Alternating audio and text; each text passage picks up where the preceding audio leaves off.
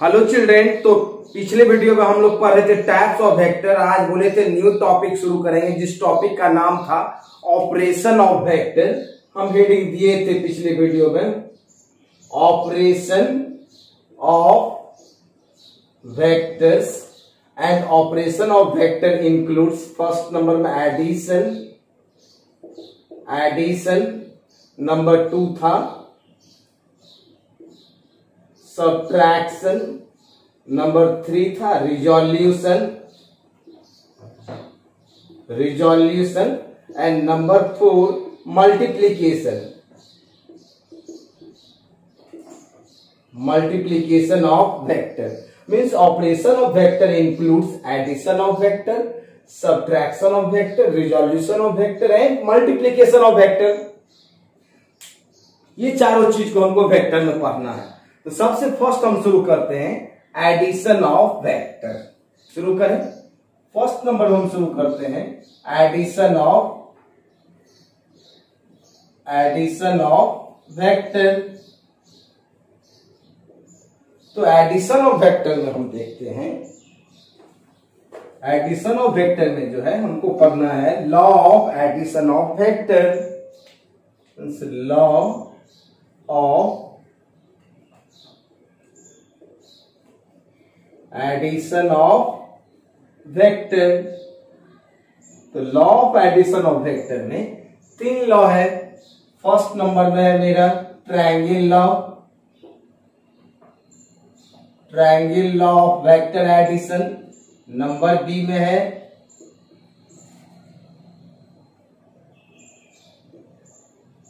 Parallelogram law of vector addition and number C polygonal law of vector addition. Means vector addition का 3 law है, एक triangle law, एक parallelogram law, एक polygonal law. तो सबसे पहले हम शुरू करते हैं triangle law of vector addition. Clear है? ट्रायंगल लॉ में क्या है आप देखो, ये एक वेक्टर ए है और इसमें प्लस करना है एक वेक्टर बी को। ये वेक्टर ए है, इसमें प्लस करना है वेक्टर बी को। ये मेरा क्या है? फर्स्ट वेक्टर का हेड है, ये सेकेंड वेक्टर का हेड है, ये फर्स्ट वेक्टर का टेल है और ये सेकेंड वेक्टर का टेल है। जब इसको हम ऐड करेंगे, इसको हम क्या करेंगे, फर्स्ट वेक्टर को खींच देंगे, ये वेक्टर ए, और सेकेंड वेक्टर के टेल को फर्स्ट वेक्टर के ए से कोइंसाइड कर देंगे, मतलब इसको उठा करके इसमें सटा देंगे। ये जो मेरा है इसको इसमें सटा देंगे, मीन्स इसको इसमें टच करा देंगे। सेकेंड वेक्टर का टेल फर्स्ट वेक्टर के हेड से कोइंसाइड करा दिया। क्लियर है? तब हम क्या करते हैं, फर्स्ट वेक्टर के टेल से सेकेंड वेक्टर के हेड को मिला दिया ऐसे। तो ये मेरा हो जाएगा resultant vector and this resultant is equal to vector A plus vector B. Clear है? आप देखो ये क्या बन गया है, ट्रायंगल बन गया है, इसीलिए इस लॉ का नाम क्या हो गया, ट्रायंगल लॉ। हम क्या करेंगे, पहले फर्स्ट वेक्टर को खींचेंगे, उसके बाद सेकेंड वेक्टर का टेल फर्स्ट वेक्टर के हेड से कोइंसाइड करा देंगे। फाइनली क्या करेंगे, फर्स्ट वेक्टर के टेल से सेकेंड वेक्टर के हेड को मिला देंगे। जो लाइन होगा that line is called resultant vector. और दोनों वेक्टर के बीच का एंगल क्या होगा, तो दोनों वेक्टर का जो बीच का एंगल होगा, this is the angle between 2 vector. First vector को ट्रेस करके हम आगे की तरफ बढ़ाएंगे और ये जो मेरा एंगल होगा दोनों वेक्टर के बीच का एंगल होगा। तो what is the statement of triangle law? तो आप देखो, अगर 2 वेक्टर किसी भी ट्रायंगल के रेगुलर साइड को रिप्रेजेंट करता है तो थर्ड साइड उसका रिजल्टेंट वेक्टर होता है, लेकिन उसका डायरेक्शन रिवर्स होगा। देखिए ये इस डायरेक्शन में जा रहा है मेरा, एंटी क्लॉकवाइज डायरेक्शन में, ये मेरा जा रहा है इधर से क्लॉकवाइज डायरेक्शन में। Means if 2 vectors are represented by 2 regular sides of a triangle, then third side will be its resultant but taken in reverse order.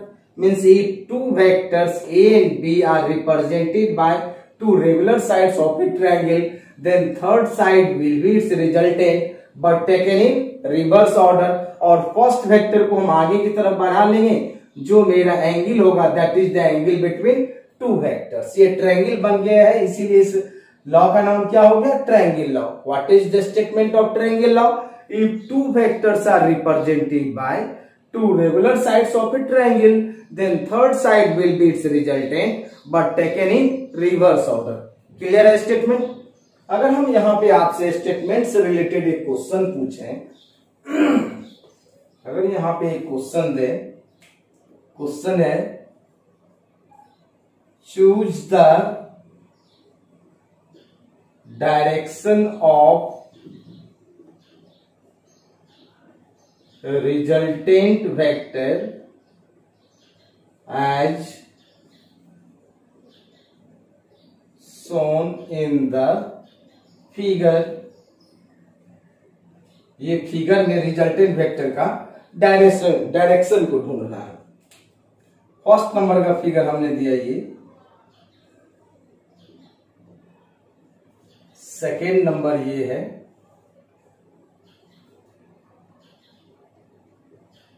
Third number ये है,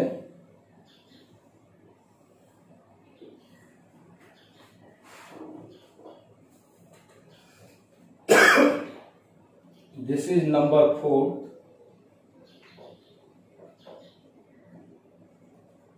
ये है मेरा नंबर 5 नंबर का डायग्राम, और ये है मेरा 6 नंबर का डायग्राम।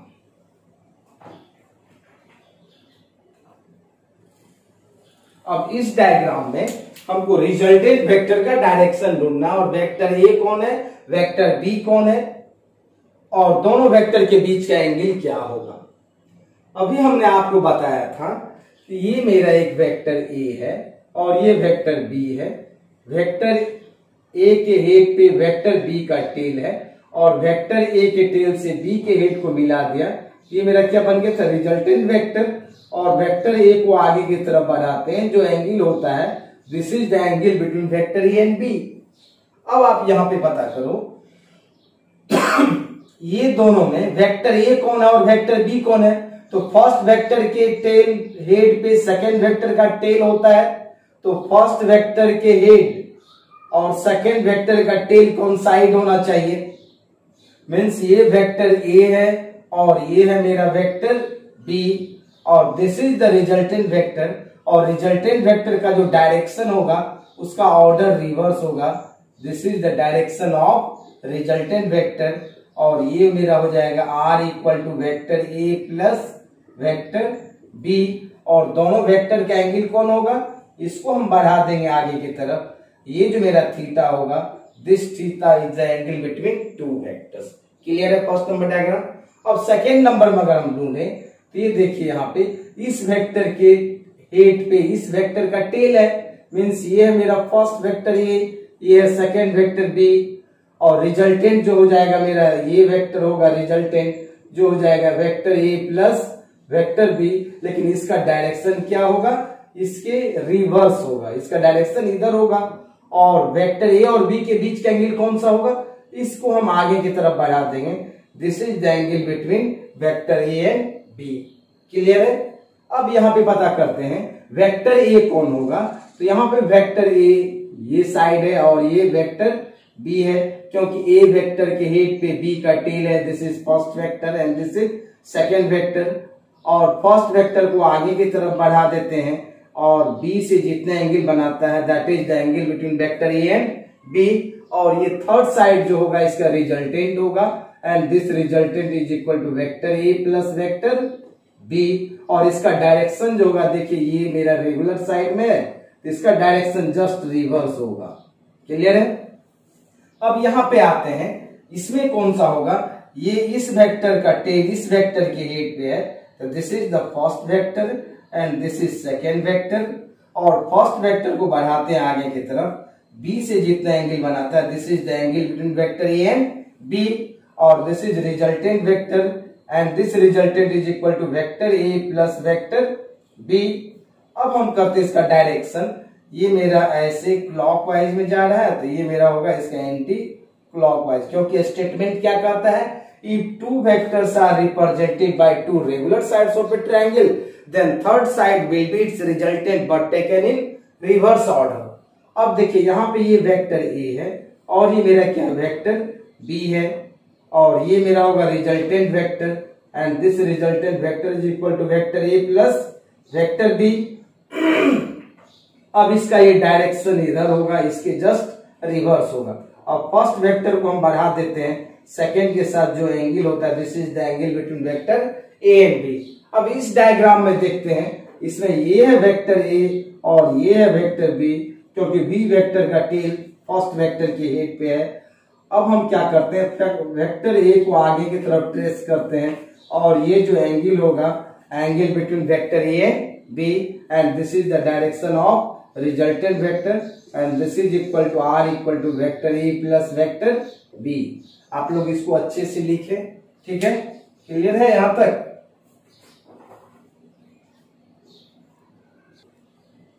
समझ गए हैं. What is the statement of triangle law? If two vectors are represented by two regular side of a triangle, then third side will be its resultant but taken in reverse order.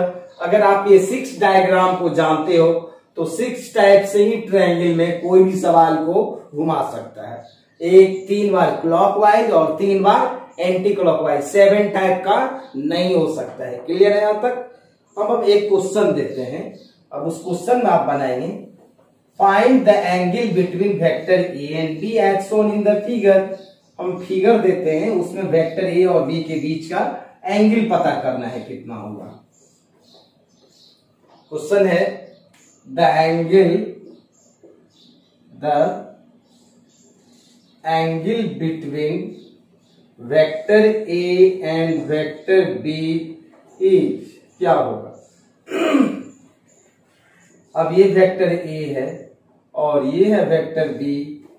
यहां पे दिया हुआ है ये angle 60 degree. अब ये है मेरा वेक्टर ए और ये है मेरा वेक्टर बी. यहाँ पे 45 डिग्री दिया हुआ है. अब ये है मेरा वेक्टर ए और ये है मेरा वेक्टर बी और ये एंगल 30 डिग्री है. तो कहता what is the angle between vector A and B. और एक डायग्राम ये भी दिया हुआ है, ये है वेक्टर ए और ये है वेक्टर मेरा बी और ये एंगल दिया हुआ 30 डिग्री. तो कहता what is the angle between vector A and B. आपको क्या बोले थे, फर्स्ट वेक्टर को आगे की तरफ बढ़ाते हैं और सेकेंड वेक्टर से जो एंगल होता है that is the angle between vector A and B. अब हम इसको अगर हम आगे की तरफ बढ़ाएंगे तो this is the angle between vector A and B. ये टोटल एंगल कितना डिग्री है, 180 डिग्री. तो ये एंगल कितना हो जाएगा, 180 degree minus 60 degree. So this is equal to 120 degree. Thus the angle between vector A and B in this diagram is 120 degree. अब यहाँ पे देखिए दोनों वेक्टर का हेड मिल रहा है, इसको कहते हैं को टर्मिनल वेक्टर. अब हम क्या करते हैं, इस वेक्टर को भी आगे की तरफ बढ़ाते हैं और इस वेक्टर को भी आगे की तरफ बढ़ाते हैं, क्योंकि दोनों वेक्टर का टेल अगर एक पॉइंट पे आ जाता है, इसको हम आगे की तरफ उठा के ले गए. देखिए आप पहले यहां समझिए, ये वेक्टर को हम क्या किए, सीधे बढ़ा करके यहां ले गए. मीन्स दोनों वेक्टर के टेल के बीच का एंगल लेते हैं. तो यहाँ पे इसको आगे की तरफ बढ़ाएंगे, इसको भी आगे की तरफ बढ़ाएंगे. तो दोनों वेक्टर ये होगा, ये वेक्टर ए है और ये वेक्टर बी है और ये मेरा जस्ट वर्टिकली ऑपोजिट एंगल है. Therefore in this diagram the angle between vector A and B is 45 degree.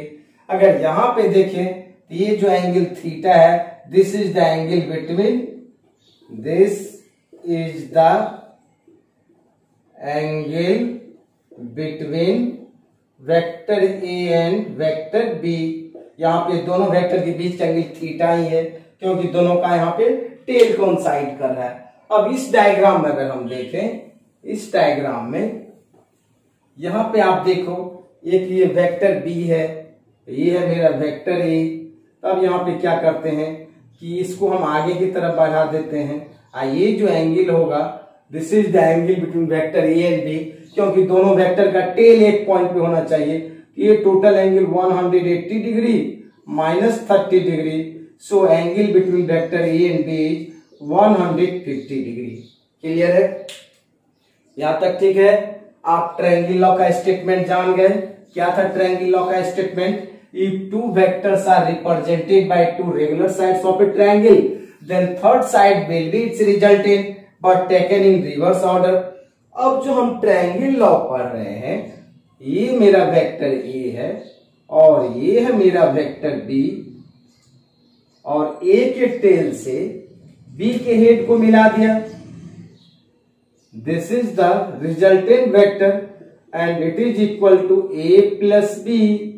और ए प्लस बी का वैल्यू क्या होगा कैलकुलेट करना हमको। What is the value of A plus B? Vector A plus B का modulus का value क्या होगा कैलकुलेट करना है। हमने क्या किया, इस वेक्टर को आगे की तरफ बढ़ा लिया। This is the angle between vector A and B. Clear है? अब यहां से एक परपेंडिकुलर ड्रॉ कर दिया। ये एंगल कितना डिग्री हो जाएगा? 90 डिग्री।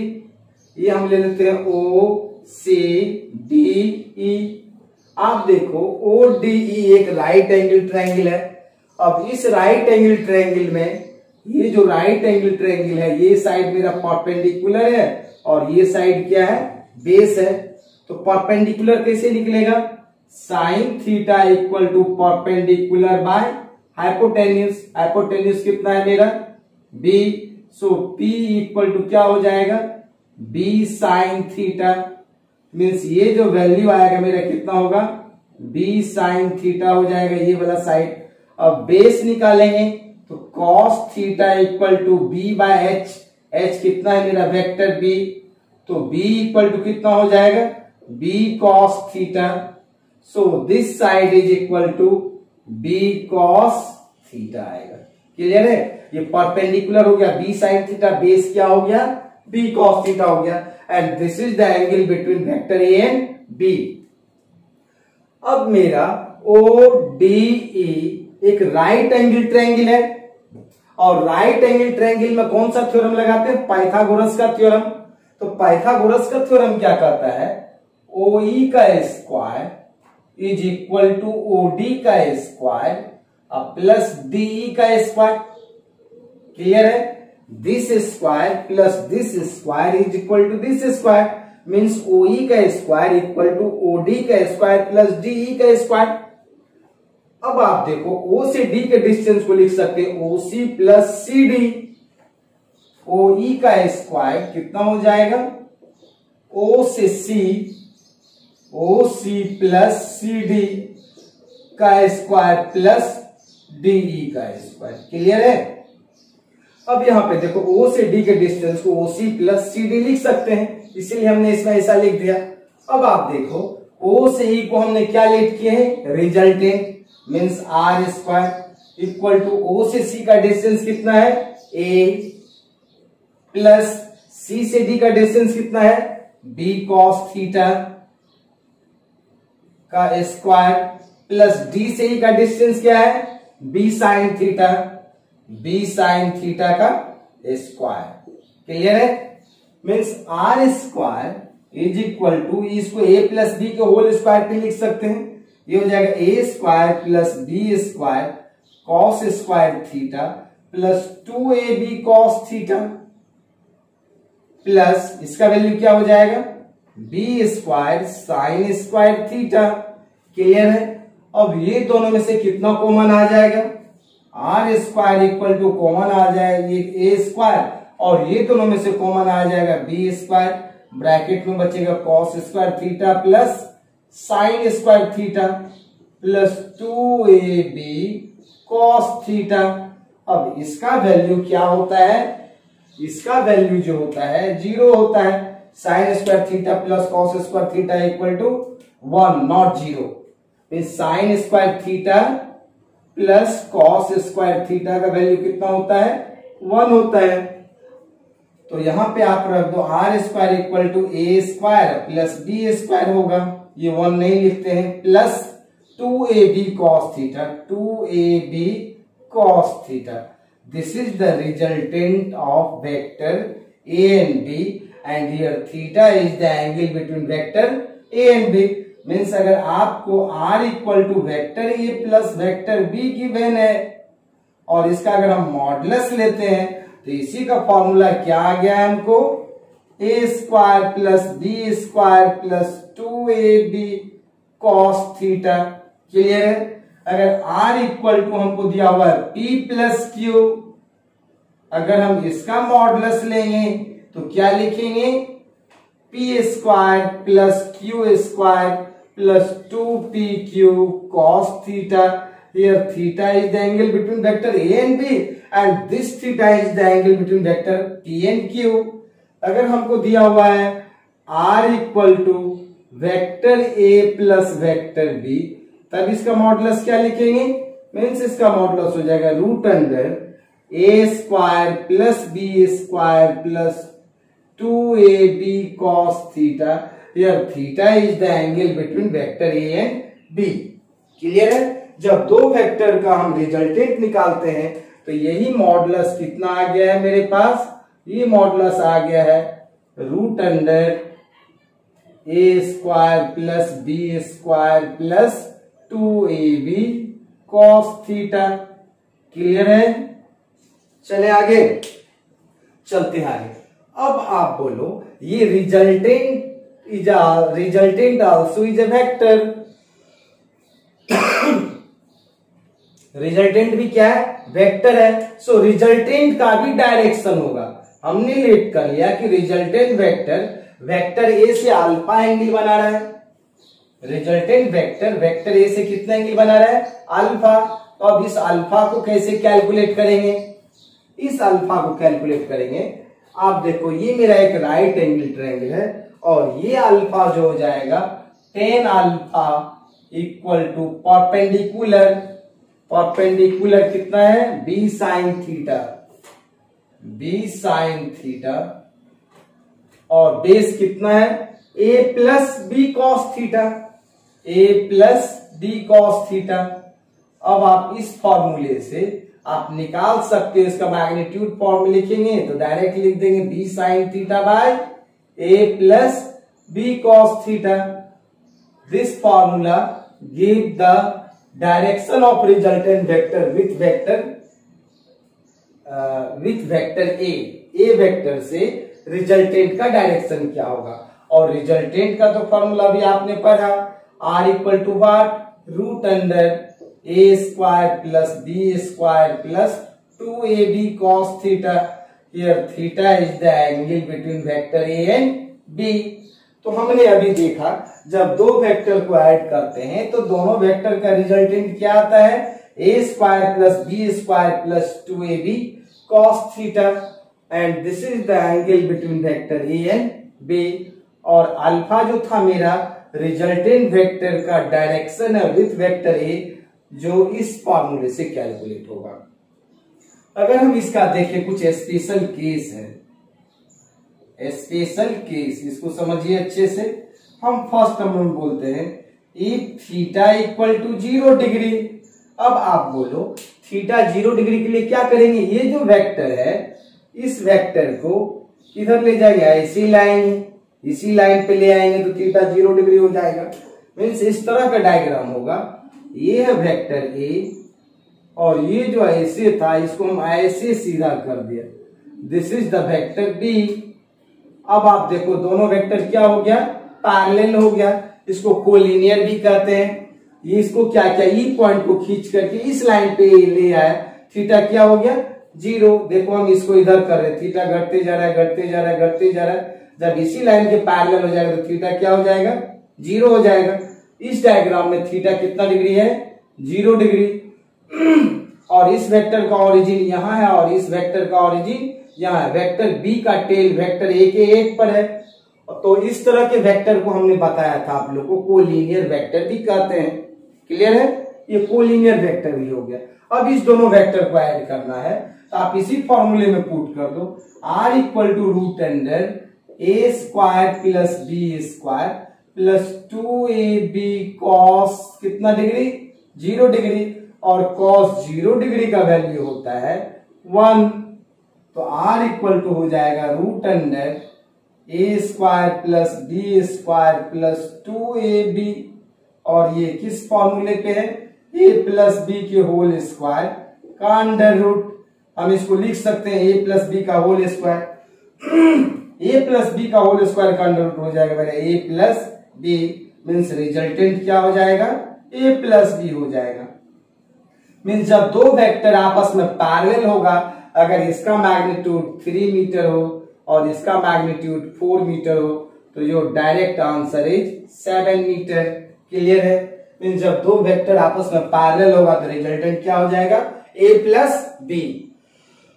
अब अल्फा का वैल्यू क्या होगा, तो अल्फा हम पढ़े अभी tan alpha equal to B sine theta by A plus B cos theta. तो बी साइन थीटा कितना डिग्री लिए हैं, 0 degree, by A plus B cos कितना degree, 0 degree.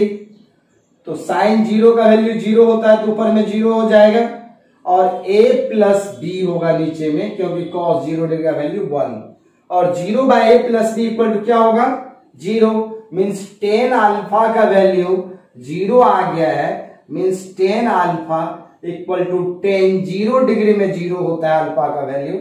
So alpha equal to 0 degree, alpha 0 degree होगा। तो ये जो मेरा रिजल्टेंट है, ये रिजल्टेंट आप देखो, ये रिजल्टेंट किधर आएगा, इसी लाइन पे आ जाएगा। मीन्स इस रिजल्टेंट का जो डायरेक्शन हो जाएगा यहां से लेकर के यहां तक होगा। This is the direction of resultant. Means resultant vector, vector A and vector B all are parallel and all are collinear, but not all are coinitial. आप देखो कोइनिशियल का कंडीशन है कि दोनों वेक्टर का टेल एक ही पॉइंट पे होना चाहिए। मीन्स वेक्टर ए और रिजल्टेंट वेक्टर का टेल एक पॉइंट पर है। So vector A and resultant vector is coinitial vector and parallel vector, और ऑल्सो ये जो पैरेलल वेक्टर हो जाएगा और कोलिनियर और कोइनिशियल तीनों हो जाएगा। अब vector B resultant vector collinear तो है, पैरेलल तो है, but not coinitial. Vector B का ओरिजिन यहाँ पे है और रिजल्टेंट का यहाँ पे है, इसीलिए रिजल्टेंट वेक्टर और वेक्टर ए कोलिनियर कोइनिशियल भी है और पैरेलल भी है, बट वेक्टर बी और रिजल्टेंट वेक्टर कोलिनियर है और पैरेलल है, कोइनिशियल नहीं है। वेक्टर ए और बी क्या है, पैरेलल है और कोलिनियर है। तो थीटा 0 का केस समझ में आ गया। जब 0 डिग्री होगा तो क्या होगा, रिजल्टेंट ए प्लस बी होगा, और अल्फा भी क्या होगा, 0 डिग्री हो जाएगा। Means all vector are parallel to each other. अगर हम नंबर 2 में देखें, सेकेंड नंबर का स्पेशल केस, क्लियर है यहां तक? अगर हम सेकेंड नंबर स्पेशल केस देखें, number 2, if theta equal to 180 degree, theta का वैल्यू 180। अब देखिए इस डायग्राम में थीटा का वैल्यू 180 करना है। अब ये मेरा थीटा हम ऐसे घुमा के ले जा रहे हैं, ऐसे, ठीक है, 180 नहीं हो, पूरा ऐसे उलट देंगे, जस्ट रिवर्स, तो ये एंगल 180 डिग्री हो जाएगा। क्लियर है? अब देखो थीटा 180 कब होगा, ये है मेरा वेक्टर ए और ये था मेरा वेक्टर बी, इसी लाइन से ना बना रहा था वेक्टर बी एंगल। देखिए ये थीटा, ये वेक्टर बी है, इसको ऐसे उलटते उलटते उलटते उलटते ऐसे कर देते इस डायरेक्शन में। तो हम वेक्टर बी को यहीं पर से इधर कर दिया, this is the vector B, and the angle between vector A and B is what, 180 degree. और cos 180 का वैल्यू हम एक दिन चार्ट बना देंगे, आप लोग याद कर लोगे, -1 होता है। cos 180 का वैल्यू क्या होगा, -1। अब रिजल्टेंट के फॉर्मूले में पुट करेंगे, root under A square plus B square plus 2ab cos 180 degree, यहां पे हो जाएगा r equal to root under A square plus B square plus 2ab cos 180 का value -1। So r equal to मेरा हो जाएगा root under A square plus B square minus 2ab, और इसको हम लिखते हैं a माइनस बी का होल स्क्वायर, इसका under root. So r is equal to a minus B. जब दो वेक्टर के बीच का एंगल 180 डिग्री होगा तो क्या हो जाएगा मेरा a माइनस बी। अगर ए का मैग्नीट्यूड 4 मीटर था और बी का मैग्नीट्यूड 3 मीटर होता, एंगल 180 डिग्री होता, तो रिजल्टेंट हो जाता 4 - 3 = 1। क्लियर है? अब हम देखते हैं अल्फा क्या होगा। tan alpha = b sin 180 degree. इसी फॉर्मूले में पुट कर देते हैं। थीटा के बदले में कितना है 180 by a plus B cos 180 degree. यहां पे साइन 180 का वैल्यू 0, cos 100 -1, तो a minus B = 0। In this figure alpha is also equal to 0 degree. Alpha 0 degree आया। अब आप बताओ, ये मेरा रिजल्टेंट है, इसको 0 डिग्री करना है तो मार्कर को किधर ले जाना होगा, एक्स एक्सिस के पैरेलल। इधर नहीं लाना, इधर लाएंगे तो 180 हो जाएगा। 0 लाना है तो उस लाइन पे ले जाना है, ए की लाइन पे। मीन्स रिजल्टेंट का जो डायरेक्शन होगा इस डायरेक्शन में रिजल्टेंट होगा। देख रहे हो? मीन्स रिजल्टेंट वेक्टर किस वेक्टर के अलोंग है, वेक्टर ए के अलोंग है। Means direction of resultant vector along the direction of vector A. Why? Because the magnitude of vector A greater than the magnitude of vector B. Means resultant vector का direction always larger vector के along होगा। Means resultant vector is always moves towards larger vector। आप जैसे मान लो हम ऐसे खड़े हैं, कोई आदमी हमको 10 न्यूटन फोर्स से इधर खींच रहा है राइट की तरफ, कोई 5 न्यूटन से लेफ्ट की तरफ, तो हम किधर जाएंगे, राइट की तरफ जाएंगे। जो ज्यादा फोर्स लगाएगा वो उधर की तरफ मूव करेंगे। क्लियर? यहाँ पे था, इधर 4 मीटर था, इधर 3 मीटर था, तो रिजल्टेंट 1 मीटर किधर होगा, राइट साइड। और राइट साइड में डायरेक्शन किस वेक्टर का है, वेक्टर ए का है। So resultant vector is always moves towards larger vector. आप याद रखोगे, एक लाइन लिख लीजिए, resultant vector is always moves along larger vector. जिस वेक्टर का मैग्नीट्यूड ग्रेटर होगा उसके अलोंग रिजल्टेंट वेक्टर का डायरेक्शन होगा। क्लियर है? अब हम नंबर 3rd स्पेशल केस देखते हैं। 3rd स्पेशल केस में देखते हैं, इफ थीटा = 90 डिग्री होगा तो क्या हो जाएगा। If theta = 90 degree. अब तो 90 वाला डायग्राम कैसे होगा, अब इसको ऐसे सीधा कर दो, ऐसे। अब देखिए, ये है मेरा वेक्टर ए और ये है मेरा वेक्टर बी। ये एंगल कितना डिग्री है, 90 डिग्री है। तो इसको मिला देंगे यहां से यहां तक। This is the direction of resultant vector. और ये एंगल अल्फा है, अल्फा भी कैलकुलेट करेंगे। अब वैल्यू पुट कर दीजिए, r = √a² plus b² plus 2ab cos कितना डिग्री, 90 डिग्री। और cos 90 का वैल्यू होता है 0। तो ये सारा टर्म क्या हो जाएगा, 0 हो जाएगा। सो r √a² प्लस b²। आप पाइथागोरस थ्योरम भी पढ़े हैं राइट एंगल ट्रायंगल में, परपेंडिकुलर के स्क्वायर और बेस के स्क्वायर =h² होता है। क्लियर है? This is the direction of, this is the magnitude of resultant vector. जब दो वेक्टर एक दूसरे के परपेंडिकुलर होगा तो रिजल्टेंट क्या होगा, √a² प्लस b²।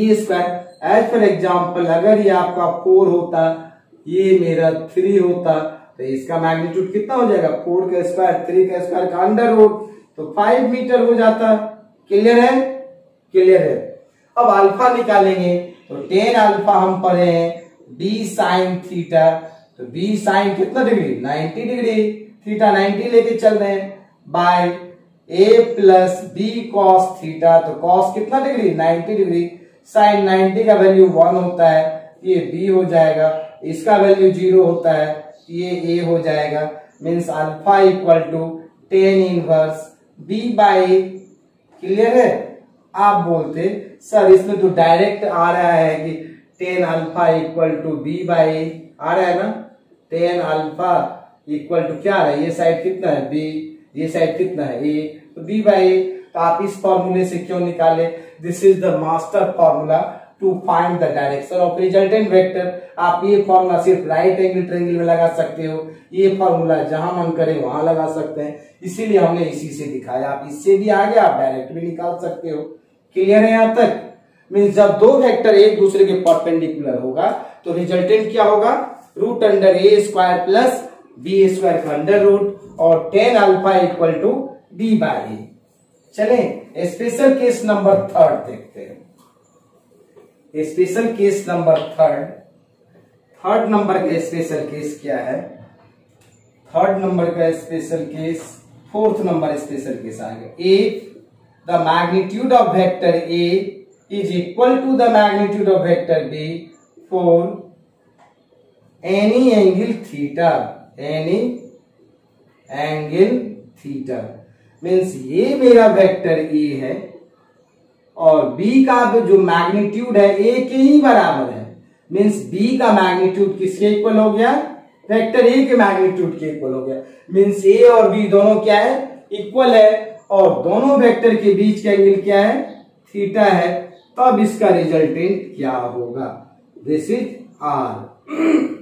तो फॉर्मूले में पुट कर दो, आर इक्वल टू क्या हो जाएगा, root under A square, B को भी क्या लिखेंगे, A square plus 2a cos theta का under root, R equal to यहां पर हो गया root under A square 2a square plus यहां भी हो जाएगा 2a square cos theta. Clear है, आर इक्वल टू हो जाएगा root under 2a square common ले लें 1 प्लस कॉस थीटा का रूट होगा, इतना होगा। क्लियर है। अब एक चीज देखो, एक फॉर्मूला बताते हैं जो आप लोग याद, एक फॉर्मूला होता है 1 plus cos theta equal to 2 cos square theta by 2 और 1 माइनस कॉस थीटा का फॉर्मूला होता है 2 साइन स्क्वायर थीटा बाई 2 और साइन 2 थीटा का फॉर्मूला होता है 2 sine theta into cos theta. सिर्फ साइन थीटा को क्या लिख सकते हैं, 2 sine theta by 2 into cos theta by 2।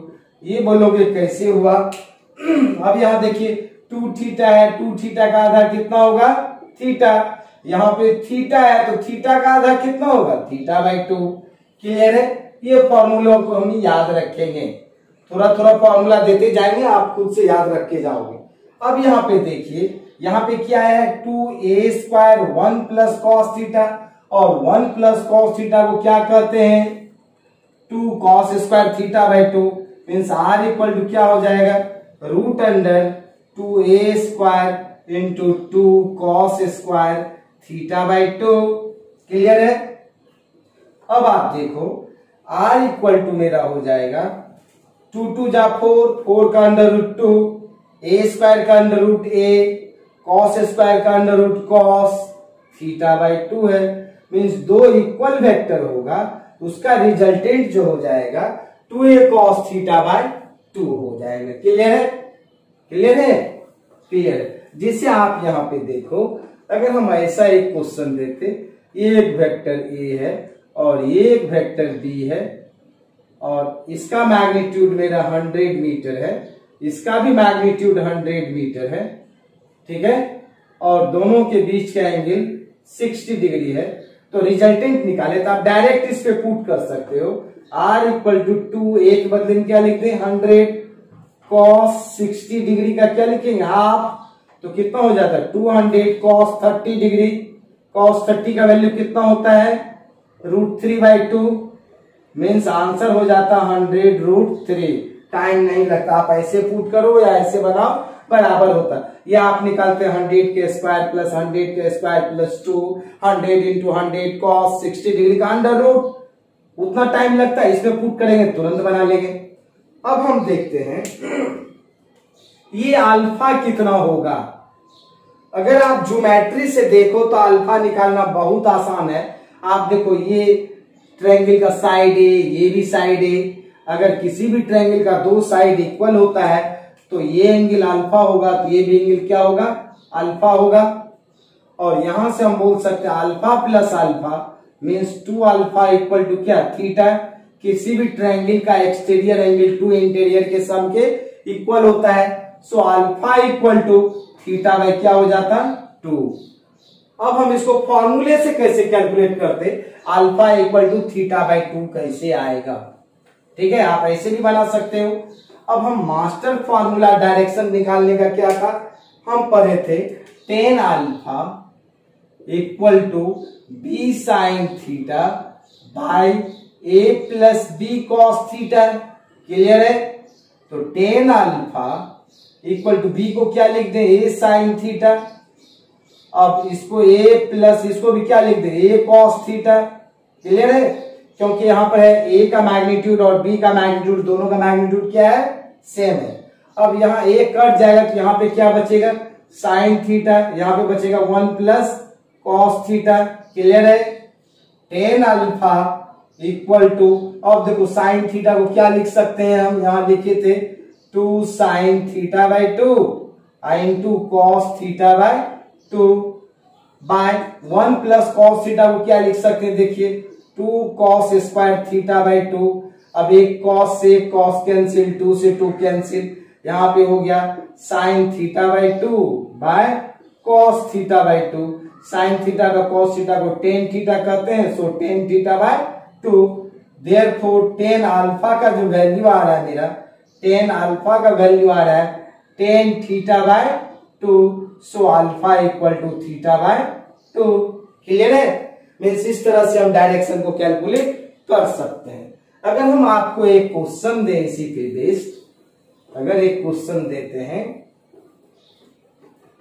यहां पे क्वेश्चन देखते हैं, ये मेरा एक वेक्टर ए है जो 100 न्यूटन का है, और ये भी मेरा वेक्टर ए है, ये भी मेरा 100 न्यूटन का है। दोनों वेक्टर का मैग्नीट्यूड सेम है, और दोनों ये जो एंगल है 60 डिग्री दिया हुआ है, इसका रिजल्टेंट क्या होगा, रिजल्टेंट निकालना था।